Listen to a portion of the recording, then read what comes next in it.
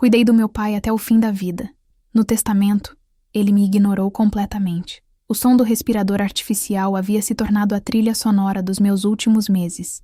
Ali, no quarto 237 do Hospital Municipal de São José dos Campos, eu segurava a mão fria e áspera de meu pai pela última vez. Seus dedos, antes tão firmes quando me corrigiam com tapas secos, agora tremulavam como folhas secas prestes a cair. Pai, sussurrei. Mas seu Almir já não estava mais ali para me ouvir. O monitor emitiu um som contínuo e agudo. Era fevereiro de 2024. Um calor sufocante pairava sobre a cidade. E eu acabara de me tornar órfão aos 38 anos. 31 anos cuidando dele, desde que mamãe morreu quando eu tinha apenas 7. 31 anos de silêncio, de obediência, de sacrifícios que eu acreditava que ele um dia reconheceria. A enfermeira, uma mulher negra de sorriso cansado mas gentil, tocou meu ombro com delicadeza. Meus pêsames, filha. Ele partiu em paz. Paz. Será que seu Almir conheceu paz algum dia? Eu certamente não conhecia ao lado dele. Mesmo assim, as lágrimas desceram por meu rosto como uma chuva que não pede licença. Não sei se chorava por ele ou por mim. Talvez por nós dois. Paguei o funeral com o dinheiro que havia juntado para reformar minha única sandália de couro. Aquela que usava nas reuniões de pais na escola onde dava aulas. O caixão simples, as flores baratas do Ceasa, tudo custeado com meu salário de professora da rede estadual. Caio, meu irmão mais novo, mandou apenas uma coroa de flores do Porto, acompanhada de um cartão. Descanse em paz, pai. Não pude chegar a tempo. Não pude chegar a tempo. Como se 34 anos de ausência fossem uma questão de timing. Durante o velório, observei os poucos vizinhos que apareceram. Dona Conceição, que morava na casa ao lado, me abraçou e disse: Mirela, você foi uma filha exemplar. Cuidou dele até o fim. Exemplar. A palavra ecoou em minha mente como uma sentença. Sempre fui a filha exemplar, a que ficou. A que abriu mão da faculdade de História da Unesp para cuidar da casa. A que nunca namorou sério porque homem só atrapalha os estudos.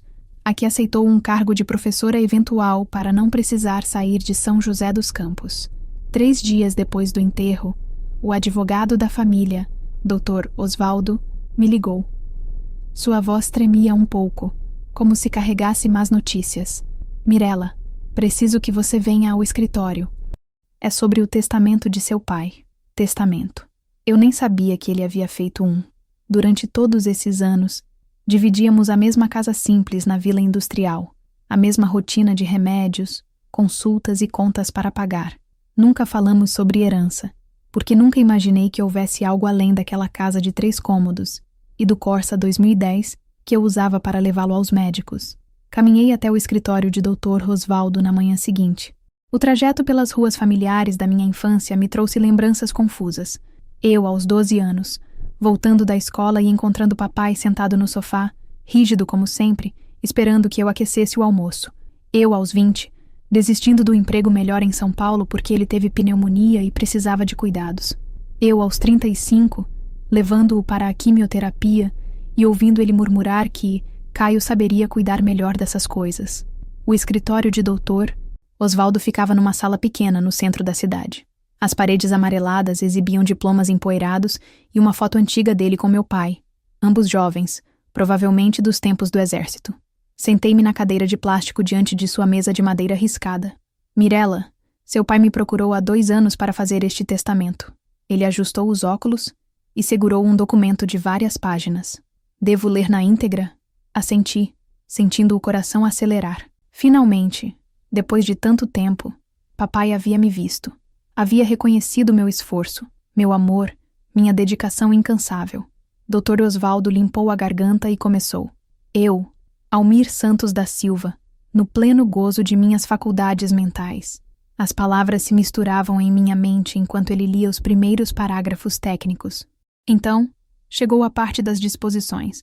Deixo todos os meus bens, incluindo a casa localizada na Rua das Palmeiras, número 428, Vila Industrial, São José dos Campos, minhas economias na conta corrente do Banco do Brasil e o veículo Chevrolet Corsa, ano 2010, para meu filho Caio Santos da Silva.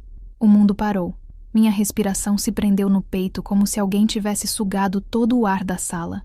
Dr. Osvaldo Minha voz saiu rouca. E eu? Ele continuou lendo, mas sua voz soava cada vez mais distante. A minha filha Mirela Santos da Silva. Deixo minha gratidão pelos cuidados prestados e o álbum de fotografias da família. O álbum de fotografias da família. 31 anos da minha vida, resumidos a um álbum de fotografias. Voltei para casa numa neblina de incredulidade. Minhas pernas tremiam enquanto abria a porta da casa que, descobri há pouco, não era mais minha. O cheiro de remédio e álcool ainda impregnava o ar, misturado ao aroma de cânfora dos armários antigos. Tudo continuava exatamente como papai havia deixado. A cadeira dele na sala, a almofada amassada onde apoiava as costas doloridas, os chinelos ao lado da cama. Apenas eu havia mudado. Eu não pertencia mais àquele lugar. Sentei-me no sofá onde tantas vezes massageei os pés inchados dele depois da hemodiálise, onde segurei sua cabeça quando a quimioterapia o deixava enjoado, onde passei noites em claro observando sua respiração irregular, temendo que cada suspiro fosse o último. O álbum de fotografias da família estava sobre a mesa de centro, onde Dr. Osvaldo o havia deixado após acompanhar-me até em casa para garantir que eu estava bem. Como se um álbum pudesse compensar 3 décadas de vida dedicada. Abri-o com as mãos tremendo. A primeira foto. Mamãe segurando Caio recém-nascido no colo. Papai ao lado com um sorriso que eu não via há anos. Eu, com apenas 4 anos, de pé ao lado deles, pequena e séria, já carregando nos olhos aquela responsabilidade precoce que me acompanharia para sempre. Virei a página. Mamãe me ensinando a fazer bolo na cozinha, farinha espalhada por toda parte. Nós duas rindo. Papai não aparecia nessa foto. Aliás, quanto mais eu folheava, menos ele aparecia. Era como se, mesmo presente fisicamente, ele já fosse uma sombra em nossa família. A campainha tocou, interrompendo minha viagem ao passado. Do lado de fora, reconheci a silhueta de Caio através do vidro fosco da porta. Meu irmão havia chegado ao Brasil. Abri a porta e o vi pela primeira vez em 5 anos. Estava diferente. Mais magro, barba bem aparada, roupa cara. Os olhos continuavam os mesmos, frios como os de papai, mas com aquela arrogância jovial que sempre me irritou. Mirela, ele me cumprimentou com um abraço mecânico. Sinto muito pelo pai. Onde você estava quando ele precisou? As palavras saíram antes que eu pudesse controlá-las. Caio suspirou e entrou na casa sem ser convidado, observando tudo como se calculasse o valor de cada móvel. Olha, eu sei que você cuidou dele. Eu sei que foi difícil. Sua voz tinha aquele tom condescendente que usava desde criança. Mas agora precisamos resolver as coisas práticas. Práticas? Repeti, sentindo a raiva subir pela garganta como ácido. O testamento, a documentação, a transferência dos bens. Ele se sentou na poltrona de papai sem cerimônia. Preciso que você me ajude com os papéis. Você conhece tudo aqui melhor que eu. Fiquei em pé, observando meu irmão se acomodar no lugar que por anos foi o trono de seu Almir. A semelhança entre eles naquele momento me deu náusea. E depois? Perguntei. Depois que eu te ajudar com os papéis? Bom, ele coçou a barba, evitando meu olhar. Vou vender a casa. O mercado imobiliário está bom aqui em São José. Com o dinheiro da venda mais as economias do pai, posso quitar meu apartamento em Porto. E eu? Você? Ele me olhou como se a pergunta fosse absurda. Você vai dar um jeito. Você sempre foi boa nisso, né? Sempre se virou sozinha. A frase me atingiu como um soco no estômago. Sempre me virei sozinha. Aos 7 anos, quando mamãe morreu e eu tive que aprender a cozinhar no banquinho da cozinha porque não alcançava o fogão. Aos 15, quando abri mão do intercâmbio para cuidar de papai durante a primeira cirurgia. Aos 25, quando ele teve o primeiro infarto e eu dormi 3 meses em cadeira de hospital. Caio, minha voz saiu num sussurro. 31 anos. 31 anos eu cuidei dele. E eu te agradeço por isso. Ele se levantou e se dirigiu à cozinha, abrindo a geladeira como se fosse sua. Mas agora ele se foi, Mirela. A vida continua. Observei meu irmão pegar uma cerveja da geladeira. Uma das últimas que eu havia comprado para papai, que não chegou a beber. Ele abriu a lata com um estalo e deu um gole longo. Satisfeito. Tenho uma proposta. Caio voltou para a sala. Te dou 5.000 reais para você se mudar e me ajudar com toda a burocracia. É um bom dinheiro para começar uma vida nova, e não é? 5.000 reais. O valor de um mês das medicações de papai, o valor de 2 mensalidades da escola particular onde Caio estudou enquanto eu estudava na pública. O valor de nada comparado ao que eu havia entregado de minha vida. Preciso pensar. Foi tudo o que consegui dizer. Claro, claro. Ele terminou a cerveja de um gole. Mas não demora muito, né? Tenho que voltar para Portugal na próxima semana. Depois que Caio saiu, prometindo voltar no dia seguinte para conversar sobre os detalhes, fiquei sozinha com o álbum aberto no colo. Na última página, encontrei algo que não esperava. Uma foto de mamãe grávida de mim, sorrindo para a câmera, as mãos protetoras sobre a barriga. No verso, com a letra delicada dela, estava escrito: minha primeira filha, que ela seja forte o suficiente para escolher sua própria felicidade. Fechei o álbum e o abracei contra o peito. Pela primeira vez em décadas, não consegui conter o choro.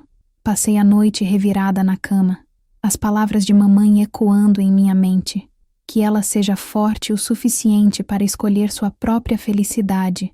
Será que eu havia sido forte? Ou apenas teimosa em buscar um amor que nunca existiu?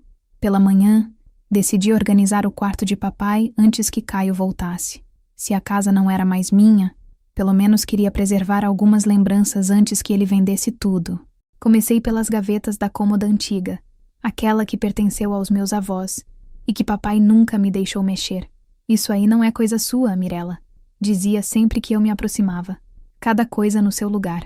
Agora, ironicamente, eu estava arrumando o lugar de cada coisa para entregá-las a quem nunca se importou com elas.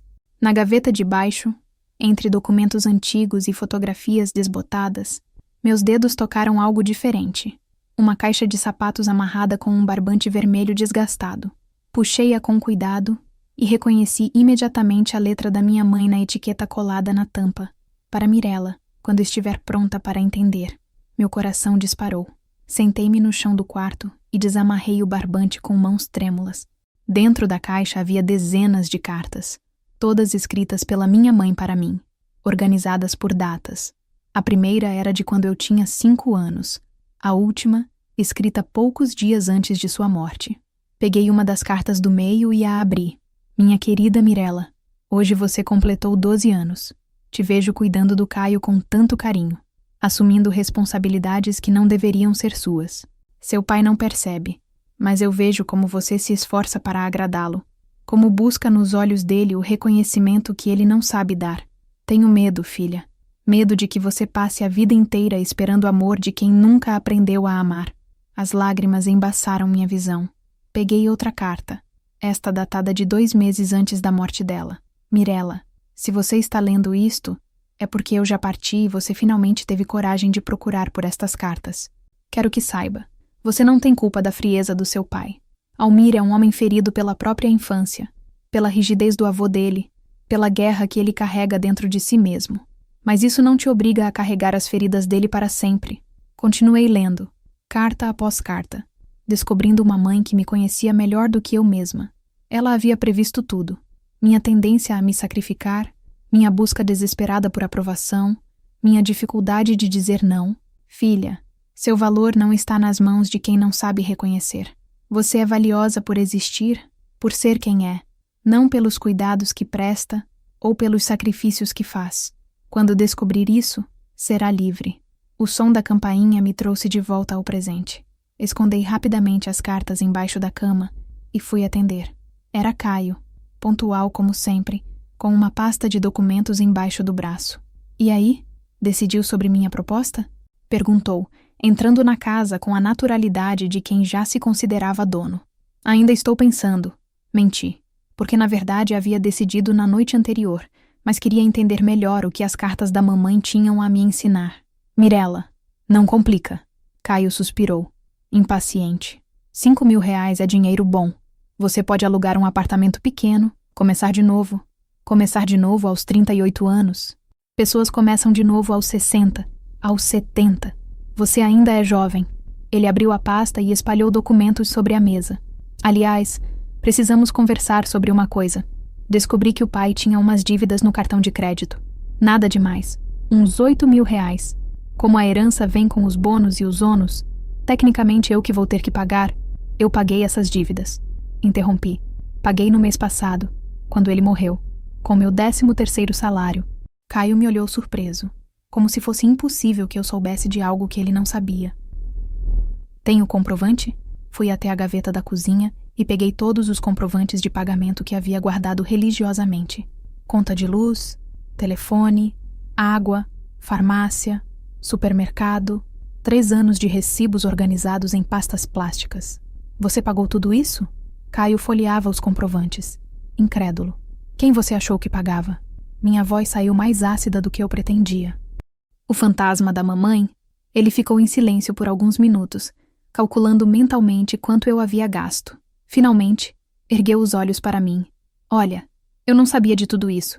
Talvez possamos conversar sobre uma compensação melhor. Não quero compensação, Caio.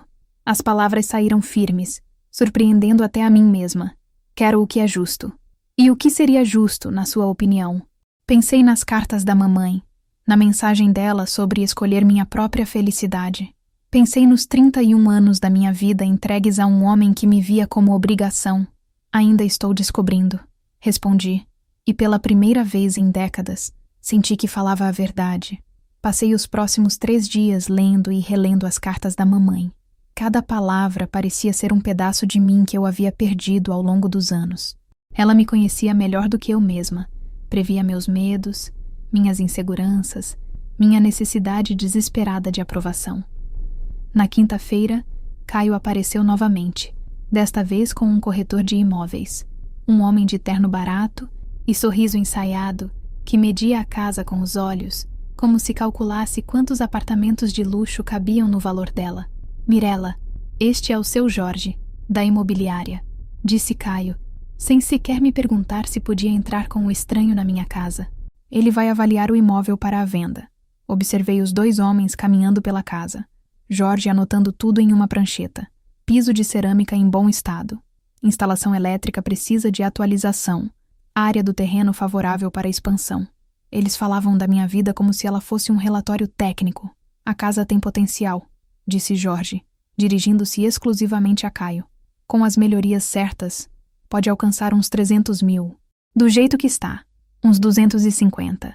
No máximo, 250 mil reais. O valor de 31 anos da minha vida, medido em metros quadrados e acabamentos. Ótimo, respondeu Caio. Quanto tempo leva para vender? Com essa localização? 2, 3 meses no máximo. Foi quando algo dentro de mim se rompeu. Não foi raiva, não foi desespero. Foi clareza. Uma clareza fria e cristalina como a voz da minha mãe sussurrando em meu ouvido. Seu valor não está nas mãos de quem não sabe reconhecer. Parem, disse, minha voz cortando a conversa entre eles. Jorge parou de escrever e Caio me olhou irritado. Mirella, não interrompe. Estamos trabalhando. Não, Caio. Você está trabalhando. Eu estou sendo roubada. O corretor olhou de um para o outro, claramente desconfortável com a tensão no ar. Talvez seja melhor eu voltar outro dia, começou Jorge. É melhor mesmo, respondi, apontando para a porta. E não precisa voltar. Mirella, Caio explodiu assim que ficamos sozinhos. Que diabo foi isso? Você enlouqueceu? Não, Caio. Eu acordei, fui até meu quarto e voltei com a caixa de cartas da mamãe. Sabe o que ela me deixou de verdade? Não foi um álbum de fotografias. Foi isso. Abri uma das cartas e li em voz alta. Filha, se seu pai um dia tentar te reduzir ao que você pode fazer pelos outros, lembre-se, você vale pelo que é, não pelo que dá. Não aceite migalhas de quem deveria te dar um banquete de amor. Caio olhou para as cartas como se fossem artefatos alienígenas. Mirella, a mamãe morreu há 30 anos. Você não pode viver na base de cartas antigas. E você não pode viver na base de uma herança que não merece.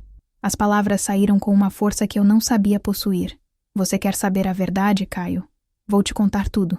Fui até o armário da cozinha e peguei uma pasta que havia organizado durante a noite anterior. Dentro dela, todos os comprovantes, todas as notas fiscais, todos os recibos dos últimos 5 anos. 17 mil reais em medicamentos, 23 mil em consultas médicas particulares, 15 mil em fisioterapia, 8 mil em internações que o plano não cobriu. Fui jogando os papéis sobre a mesa. Quer que eu continue? Caio olhava os documentos em silêncio, o rosto pálido. Você quer saber quanto da minha vida eu gastei cuidando dele? Peguei mais uma pilha de papéis. 3 pedidos de licença médica não remunerada quando ele teve as crises. 2 empregos melhores que recusei porque não podia sair de São José dos Campos. Uma pós-graduação que abandonei porque ele precisava de acompanhamento diário. Eu não sabia, Caio murmurou. Claro que não sabia. Você estava em Portugal construindo sua vida enquanto eu destruía a minha. Peguei a última carta da mamãe, aquela que ela escreveu nos dias finais. Quer ouvir o que ela disse sobre você? Caio me olhou com uma mistura de medo e curiosidade. Sobre Caio. Tenho esperança de que um dia ele aprenda que ser homem não é só receber, é também cuidar. Mas não é responsabilidade sua ensiná-lo isso, Mirella. Cada um precisa aprender suas próprias lições. O silêncio que se seguiu foi denso como neblina. Caio se sentou na cadeira da cozinha, as mãos tremendo ligeiramente. O que você quer, Mirella? Perguntou finalmente, a arrogância toda evaporada de sua voz. Eu quero justiça, não dinheiro. Justiça. Guardei as cartas de volta na caixa. E vou atrás dela. Como? Sorri pela primeira vez em semanas, lembrando das palavras da mamãe sobre escolher minha própria felicidade. Ainda estou descobrindo. Mas uma coisa eu sei. Não vou mais aceitar migalhas de quem deveria me dar um banquete. 2 semanas depois do confronto com Caio, acordei numa manhã de março com uma sensação estranha. Paz. Pela primeira vez em décadas, não tinha nenhum remédio para dar, nenhuma consulta para marcar, nenhuma expectativa de reconhecimento para carregar.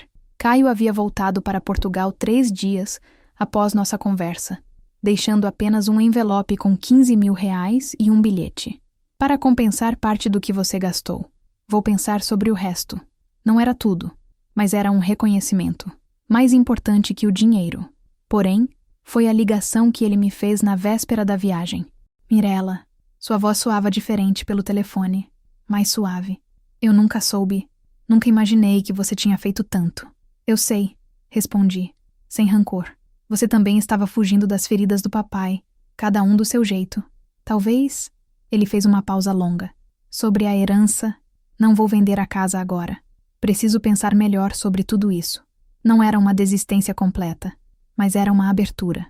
E às vezes, uma fresta é tudo o que precisamos para deixar a luz entrar. Usei o dinheiro para alugar um pequeno apartamento na Vila Adiana, num conjunto habitacional simples mas acolhedor. 2 quartos, uma sala, uma cozinha onde eu podia cozinhar só para mim. Pela primeira vez na vida, eu tinha um espaço que era verdadeiramente meu. Foi organizando meus poucos pertences que encontrei minha certidão de nascimento e descobri algo que nunca havia notado. Meu nome completo era Mirella Esperança Santos Silva. Esperança. Mamãe havia me dado esse nome do meio e eu nem sabia. Durante anos, assinei apenas Mirella S. Silva nos documentos da escola, encurtando minha identidade assim como havia encurtado minha vida. Na segunda semana de março, enquanto caminhava pelo centro da cidade procurando móveis usados, passei em frente a uma pequena sede de ONG que oferecia aulas de alfabetização para adultos. Uma placa na porta chamou minha atenção. Procuram-se professores voluntários. Ensinar é plantar sementes de transformação. Entrei quase sem pensar. Uma mulher negra de cerca de 50 anos, cabelos grisalhos presos num coque, me recebeu com um sorriso genuíno. Sou a Dona Rosa, coordenadora do projeto. Em que posso ajudá-la? Vi a placa. Sou professora de História. Gostaria de saber sobre o trabalho voluntário. Seus olhos se iluminaram. Que bênção! Estamos precisando de alguém com experiência. Temos uma turma de 20 adultos, pessoas que trabalham o dia todo e vêm estudar à noite. São pedreiros, domésticas, comerciários, gente guerreira que não teve oportunidade quando jovem. Comecei na semana seguinte. A primeira aula foi reveladora. Sentados naquelas carteiras pequenas, homens e mulheres de 40, 50, 60 anos, com as mãos calejadas pelo trabalho, mas os olhos brilhando de esperança. Era como olhar no espelho e ver não minha fraqueza, mas minha força. Professora Mirella, disse seu Nivaldo, um senhor de 60 anos que trabalhava na construção civil. A senhora pode explicar de novo como se escreve felicidade, né? Fui até o quadro e escrevi a palavra devagar, pensando em como ela havia se tornado estranha para mim ao longo dos anos. F-E-L-I-C-I-D-A-D-E. Soletrei. Felicidade. Vocês sabem o que significa ser feliz? É quando a gente consegue dar o que tem de melhor para quem importa, respondeu Dona Conceição, Uma senhora que trabalhava como faxineira no hospital. É quando a gente se sente útil, completou Nivaldo. É quando alguém reconhece nosso valor, disse uma jovem mãe de 3 filhos. Olhei para aquelas pessoas e vi o que havia buscado a vida inteira: reconhecimento genuíno, gratidão verdadeira, amor sem condições. Ali, meu conhecimento não era uma obrigação, era um presente. Meu cuidado não era um dever, era uma escolha. Depois da aula, Nivaldo se aproximou. Professora, a senhora quer tomar um café? Tem uma padaria boa aqui perto. Caminhamos pelas ruas iluminadas, conversando sobre livros, sobre sonhos, sobre a vida. Nivaldo era viúvo há 5 anos. Tinha 3 filhos já crescidos e dedicava suas noites a aprender a ler, para entender melhor o mundo dos netos. Sabe, professora, disse ele enquanto tomávamos café com pão na chapa, a senhora tem um jeito especial de ensinar. A gente sente que a senhora se importa de verdade. Sorri, sentindo algo que não experimentava há décadas. Eu me importava. E mais importante, alguém percebia isso. Voltei para casa naquela noite com o coração cheio. Na mesa da cozinha, abri uma das cartas da mamãe, a última que ela havia escrito. Mirella, quando você encontrar pessoas que vejam sua luz, que valorizem seu coração, você saberá que encontrou sua família verdadeira. O amor não se herda, filha. Ele se constrói, se escolhe, se cultiva todos os dias. Construa o seu. Peguei uma folha de papel e comecei a escrever minha primeira carta para ela. Mamãe, finalmente entendi. O banquete de amor não vem de quem deveria nos dar, mas de quem escolhemos para nossa mesa. E eu escolhi bem. Assinei pela primeira vez com meu nome completo. Mirella Esperança Santos Silva. E sorri, porque finalmente tinha a esperança de que os melhores capítulos da minha história ainda estavam por ser escritos. Fim. Obrigada por assistir até o final. Você gostou da história? Deixe um comentário. Quero saber o que você achou. Não se esqueça de deixar seu like e se inscrever agora para receber mais relatos emocionantes que você não vai querer perder. Ative o sino para ser notificado sempre que um novo vídeo for lançado. Vejo você na próxima história. Muito obrigada.